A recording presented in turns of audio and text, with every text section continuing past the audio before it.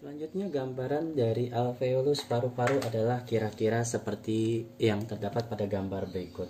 Ini adalah gambar dari alveolus paru-paru pada manusia. Jadi alveolusnya adalah yang tampak seperti gelembung-gelembung balon atau gelembung-gelembung lingkaran yang terdapat di dalam gambar. Alveolus ini dikelilingi oleh pembuluh darah. Ada pembuluh darah arteri pulmonalis dan vena pulmonalis. Nah, berbeda dengan pembuluh darah pada seluruh bagian tubuh, untuk arteri pulmonalis ini adalah membawa darah yang kaya CO2 atau yang membawa banyak karbon dioksida dari sel. Setelah venanya adalah membawa oksigen. Jadi untuk pembuluh darah vena membawa oksigen dari alveolus paru-paru. Vena itu yang berwarna biru. Jadi yang warna biru ini mengambil oksigen yang sudah ada di dalam alveolus paru-paru itu diambil oleh pembuluh vena pulmonalis lalu diedarkan ke seluruh tubuh sampai ke tingkat sel dan jaringan. Nah, setelah oksigen diberikan ke jaringan atau ke sel, hasilnya adalah CO2. CO2-nya diambil oleh arteri pulmonalis. Jadi arteri pulmonalis ini dia membawa CO2. Lalu ketika sampai di dalam alveolus, arteri pulmonalis ini mengeluarkan CO2 di dalam alveolus. Jadi pertukaran seperti itu. Itu yang terjadi pada alveolus. Nah, yang bertanggung jawab untuk membawa oksigen dan CO2 adalah sel darah merah, red blood cell. Sel darah merah yang sudah dijelaskan pada materi sebelumnya di peredaran darah adalah bentuknya bikonkav. Nah, peredaran sel darah merah yang terdapat di dalam arteri dan di vena pulmonalis ini yang berfungsi untuk mengikat CO2 atau mengeluarkan CO2 hasil pernafasan. Kira-kira gambaran alveolus pertukaran udaranya seperti itu. Untuk gambaran paru-paru kira-kira gambarannya adalah seperti berikut.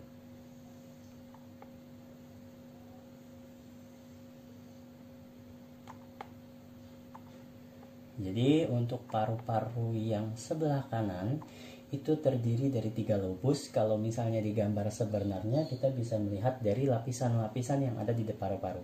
Ini lobus pertama, lobus kedua, dan lobus ketiga. Sedangkan untuk paru-paru kiri itu terdiri dari 2 buah lobus.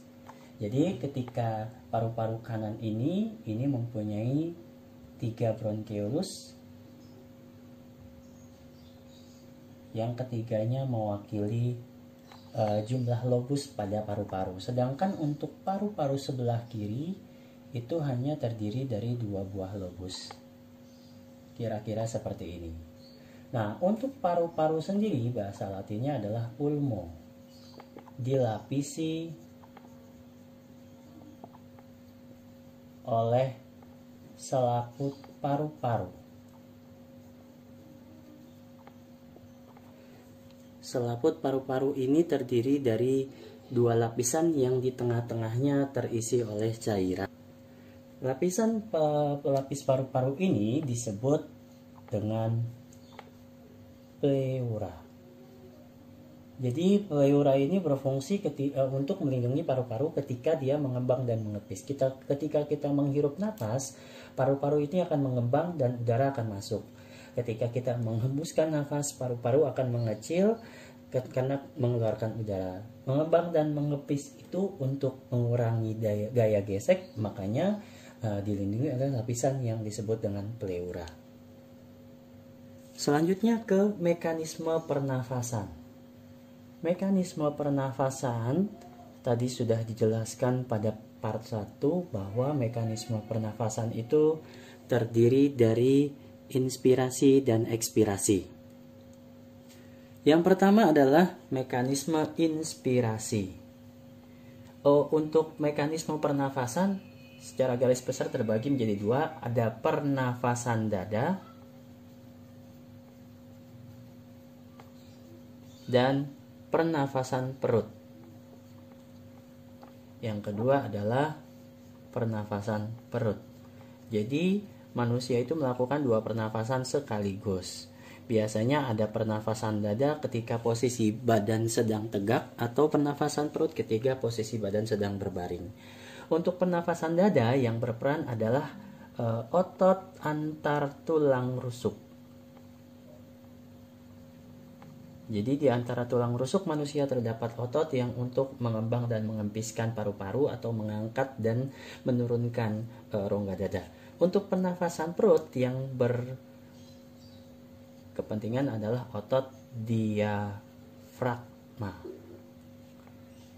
Otot diafragma ini terdapat di bagian bawah lapisan paru-paru, atau kira-kira kalau misalnya ini paru-paru, dia ada di bagian bawahnya. Otot diafragma ada di sini. Selanjutnya mekanisme adalah ekspirasi. Ekspirasi artinya adalah menghembuskan nafas, berarti seluruh prosesnya adalah kebalikan dari inspirasi. Ketika diinspirasi otot antar tulang rusuk berkontraksi, pada ekspirasi, fase ekspirasi itu menjadi otot antar tulang rusuk berelaksasi. Sedangkan dilanjutkan dengan tulang dada naik. Ketika tulang dada naik, pada fase ekspirasi tulang dadanya turun. Dilanjutkan dengan paru-paru membesar menjadi paru-paru mengecil. Selanjutnya tekanan paru-paru mengecil diikuti dengan tekanan paru-parunya membesar. Tekanan membesar selanjutnya diikuti oleh udara masuk menjadi udara yang keluar. Kira-kira untuk fase ekspirasi pernafasan dada adalah sebagai mekanisme pernafasan perut. Sama halnya seperti pernafasan tadi, ada fase inspirasi di mana otot diafragma berkontraksi. Otot diafragma berkontraksi menyebabkan diafragma mendatar. Selanjutnya diikuti ciri-ciri seperti pernafasan pada pernafasan dada, yaitu tulang dada naik,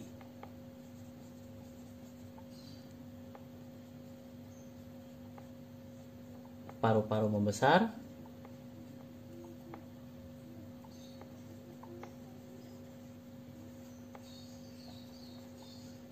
tekanannya mengecil,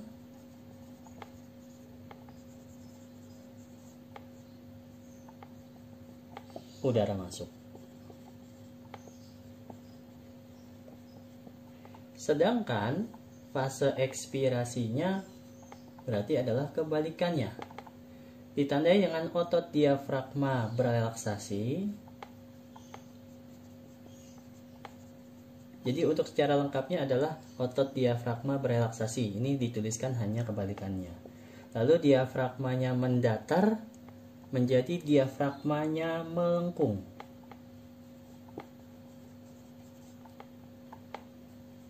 Terus tulang dada naik menjadi tulang dada turun.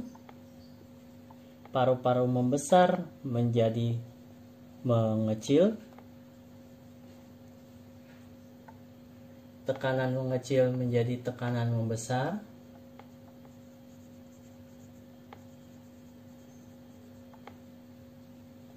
Lalu udara masuk menjadi udara keluar. Itu adalah fase dari pernafasan perut ekspirasi. Selanjutnya adalah faktor-faktor yang mempengaruhi kecepatan pernafasan.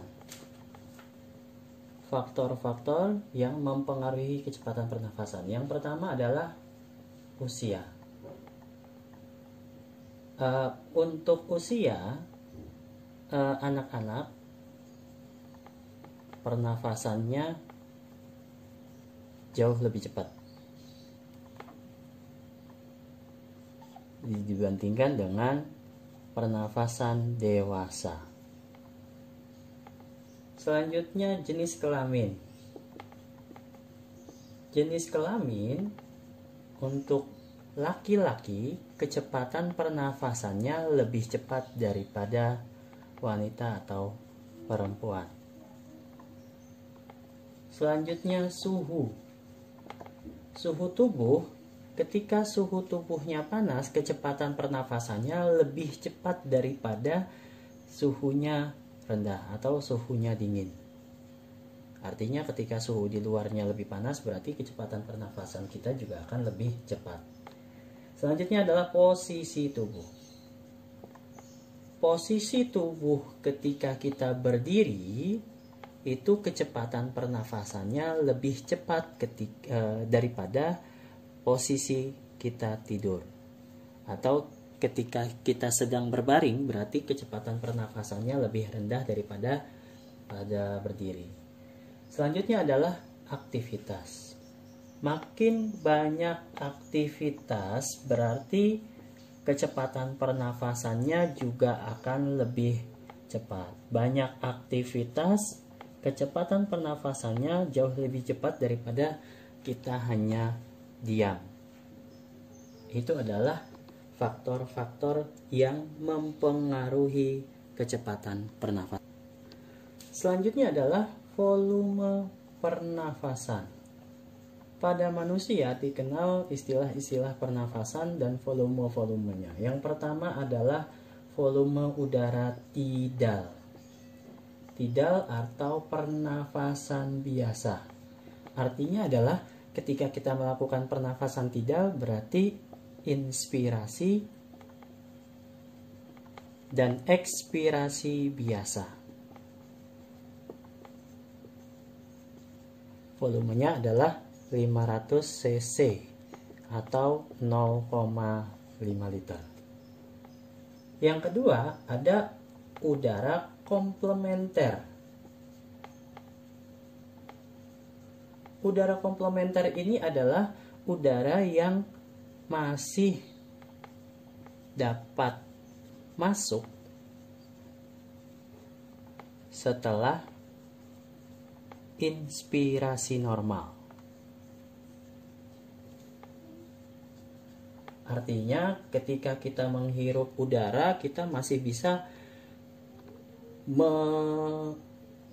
mengambil nafas sedalam-dalamnya. Kita dapat memasukkan udara setelah inspirasi normal. Udara yang dapat masuk maksimal adalah 1500 cc atau sekitar 1,5 liter. Nah, udara komplementer ini terjadi ketika kita hendak mau menyelam. Kita menyelam itu kan kita mengambil nafas sekuat-kuatnya, itu masuk, itu namanya adalah komplementer. Kebalikan dari komplementer adalah suplementer. Suplementer adalah udara berarti yang masih dapat keluar setelah ekspirasi normal.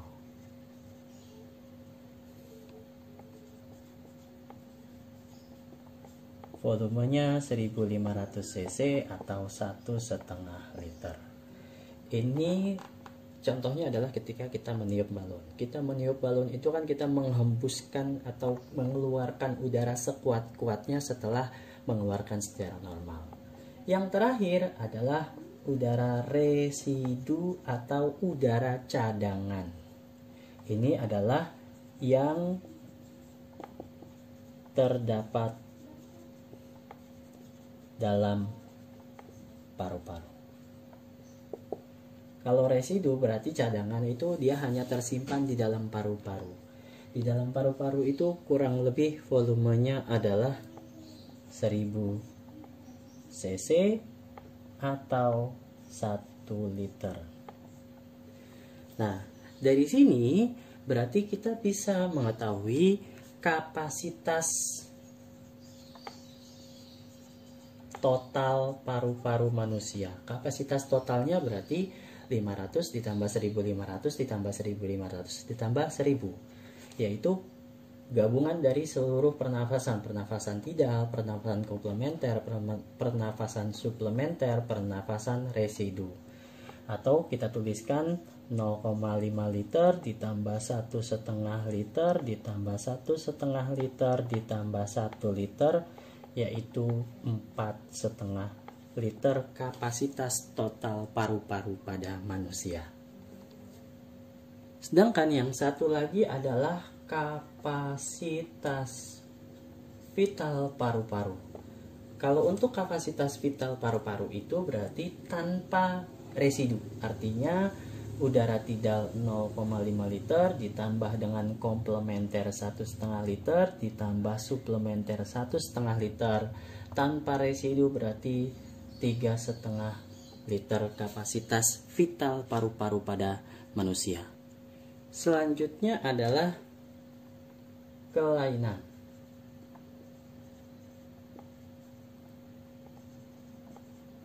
Kelainan pada pernapasan banyak sekali, yang dijelaskan hanya beberapa saja yang dianggap penting. Yang pertama namanya adalah asfiksi, yaitu adalah gangguan penyerapan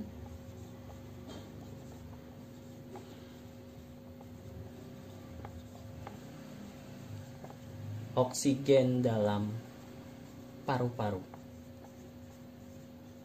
Nah, gangguan penyerapan ini disebabkan oleh gas yang bernama karbon monoksida. Karbon monoksida ini terdapat pada asap kendaraan bermotor yang berwarna, bisa berwarna putih atau berwarna gelap atau hitam. Nah, ketika CO ini masuk ke dalam paru-paru, di dalam alveolus, walaupun di sini ada CO2, ada oksigen, ada CO, ada oksigen, ada argon, ada oksigen, ada CO2, dan nitrogen. Nah, ini adalah pembuluh darah. Nah, ketika banyak oksigen di dalam alveolus paru-paru manusia, tapi ada satu CO, atau misalnya CO-nya ada 2, yang diserap oleh pembuluh darah, yang diserap oleh sel darah merah adalah yang CO dulu. Karena sel darah merah lebih suka untuk mengikat CO. Artinya tidak ada oksigen yang dibawa, nantinya akan terjadi gangguan penyerapan oksigen yang ada pada manusia. Selanjutnya penyakit yang disebabkan oleh virus, yaitu influenza, atau lebih lazim dikenal dengan pilek atau flu. Influenza seperti ini memang mudah diobati, atau ketika kita tidak diobati juga akan sembuh dengan sendirinya. Tapi akan kembali lagi kita terkena influenza, karena influenza disebabkan oleh virus yang susunan dalamnya mudah berubah. Ketiga, ada radang selaput paru-paru.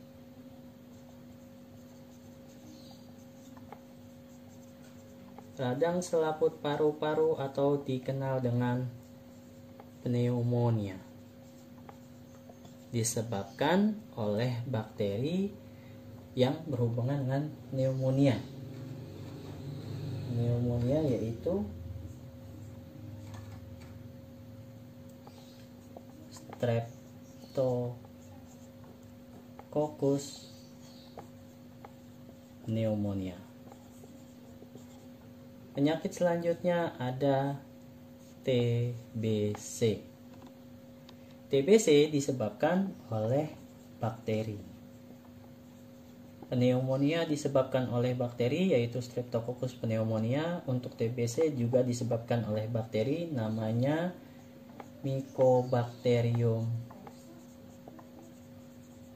tuberculosis. Nah, untuk TBC ini adalah salah satu penyakit yang sulit untuk disembuhkan. Bisa disembuhkan tapi dengan pengobatan yang sangat lama, yaitu mengkonsumsi obat-obatan selama 3 bulan berturut-turut dan full, sehingga sampai bakterinya habis baru dinyatakan sembuh dari TBC. Selanjutnya yang terakhir, yang kelima adalah tonsilitis, atau lebih sering disebut radang amandel. Radang amandel ini juga disebabkan oleh bakteri yang masuk melalui sistem pernafasan dan menyebabkan amandel ini meradang, sehingga terjadi peradangan, merah, badannya panas. Nah, dapat diatasi dengan pengobatan yaitu operasi dengan pengangkatan amandel, sehingga nanti setelah amandelnya diangkat orang tersebut akan pulih dengan sendirinya. Terima kasih atas perhatiannya. Demikianlah materi kelas 8 tentang respirasi. Kurang lebihnya mohon maaf. Assalamualaikum warahmatullahi wabarakatuh.